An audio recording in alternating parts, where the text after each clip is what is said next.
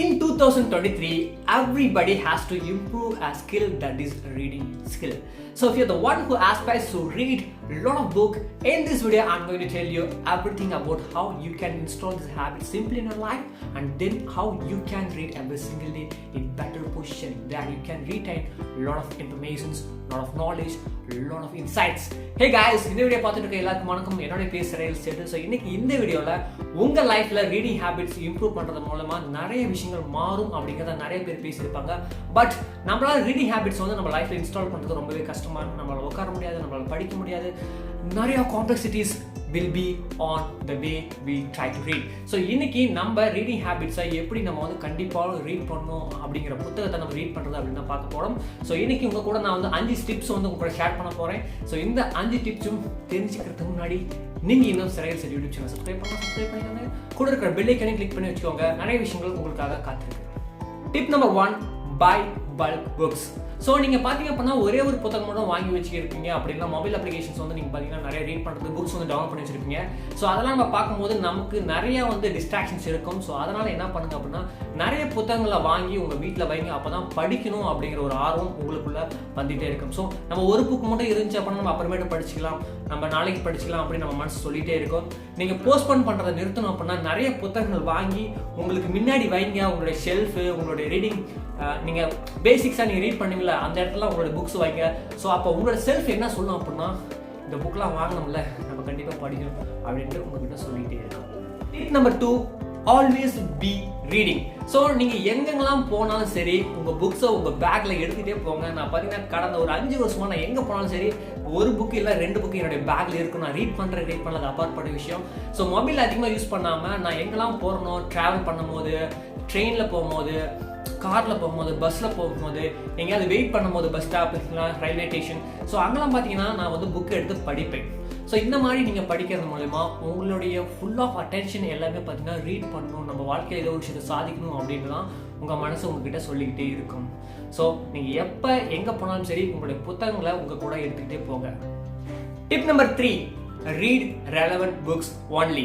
So நம்ம நிறைய பேர் என்ன பண்ணுவோம் அப்படின்னா ஒரு கைண்ட் ஆஃப் புக்ஸ் இருக்கும். ஃபார் எக்ஸாம்பிள் மோட்டிவேஷன் புக்ஸ் இருக்கும் அப்படின்னா நம்ம வந்து மோட்டிவேஷன் புக்ஸ்க்கு என்ன அப்படியே இருக்கோ அந்த மாதிரி புக்ஸ் தான் நம்ம வந்து படிக்கணும். நம்ம நிறைய பேர் என்ன பண்ணுவோம், மோட்டிவேஷன் புக்ஸ் படிப்போம், உடனே சயின்ஸ் போவோம், மேத்ஸ் போவோம்.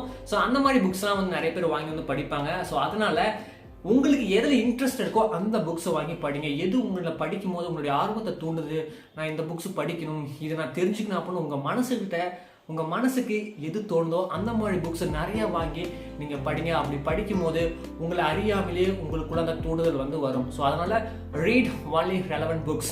Number 4, read multiple books simultaneously. So நம்ம நிறைய புக்ஸ் வந்து பார்த்தீங்கன்னா சைமல்டேனியஸ்ல படிக்கும் போது நம்மளுடைய திங்கிங் ப்ராசஸ் வந்து ரொம்ப இம்ப்ரூவ் ஆகும். ஃபார் எக்ஸாம்பிள் பார்த்தீங்கன்னா என்னோட டெஸ்க்ல நிறைய புத்தகங்கள் நான் வச்சிருக்கேன். அதாவது பார்த்தீங்கன்னா நிறைய ஜோனர்ல. ஸோ நான் நிறைய டைம் என்ன பண்ணுவேன் அப்படின்னா ½ hour ஒரு புக் படிப்பேன், அடுத்து 1 மணி நேரம் ஒரு புக் படிப்பேன், அதுக்கப்புறமேட்டு ஒரு மணி நேரம் ஒரு விதமான புக்ஸ் படிப்பேன். ஸோ இந்த மாதிரி நம்ம படிக்கிறது மூலம் நம்மளோட திங்கிங் கெப்பாசிட்டி வந்து நமக்கு வந்து ரொம்பவே இம்ப்ரூவ் ஆகும். ஸோ கைஸ், உங்களுக்கு நிறைய பேர் சொல்லியிருப்பாங்க ரீட் பண்ணுறது மூலிமா நிறைய விஷயங்கள் நம்ம வாழ்க்கையில் மாறும். ஸோ அதனால் நீங்கள் நிறைய மல்டிபிள் புக்ஸ் படிக்கும்போது multiple source of insight you will gain. That's what lead you to get your dreams.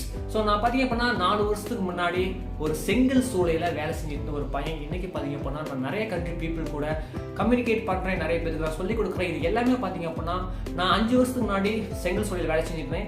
So அந்த 5 வருஷம் வந்து இப்போ வரைக்கும் நான் என்னோட ரீடிங் ஹேபிட்ஸ் வந்து நான் எப்பவுமே என் கூட வச்சுட்டு இருக்கேன். டெய்லி வந்து ரீட் பண்ணுவேன், எனக்கு டைம் கிடைக்கும் போது ஆடியோ புக்ஸ் கேட்பேன். ஸோ இந்த மாதிரி ஆக்டிவிட்டிஸ்லாம் பண்ணுறதுனால தான் என் லைஃப்பில் ஒரு டிரான்ஸ்ஃபர்மேஷன் வந்திருக்கு. அந்த டிரான்ஸ்ஃபர்மேஷன் எப்பவுமே நம்ம வாழ்க்கையில் possible only by education. So say it loudly after me, transformation only possible when you have the education in right hands. So அதனால transformation வேணும் அப்படின்னா உங்களோட education நீங்க improve பண்ணணும். So tip number 5 என்ன அப்படின்னு பார்த்தீங்க அப்படின்னா retain the information. ஸோ நம்ம நிறைய புக்ஸ் வந்து படிக்கிறோம்.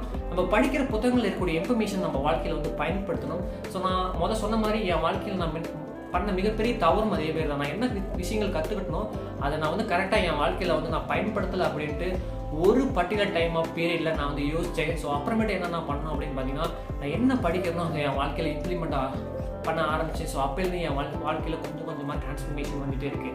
ஸோ இந்த 5 டிப்ஸையும் நீங்கள் ஃபாலோ பண்ணீங்க அப்படின்னா கண்டிப்பாக உங்கள் வாழ்க்கையில் மிகப்பெரிய மாற்றங்கள் வரும், என்னுடைய வாழ்க்கையில் வந்த மாதிரி.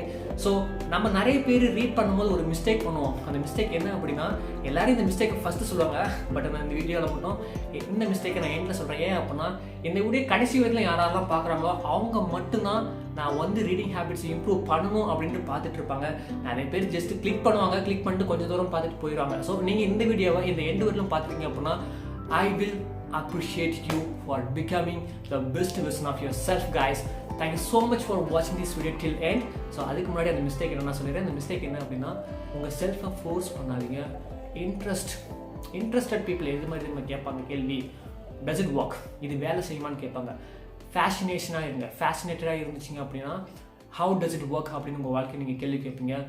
ஸோ எப்பவுமே உங்கள் செல்ஃபை ஃபோர்ஸ் பண்ணாதீங்க. எப்பவுமே உங்கள் செல்ஃபை அதாவது ப்ரூவ் பண்ண நினைக்காதீங்க. Always try to improve your self, guys. Thank you so much for watching this video till end. I will see you in the next video. Bye bye.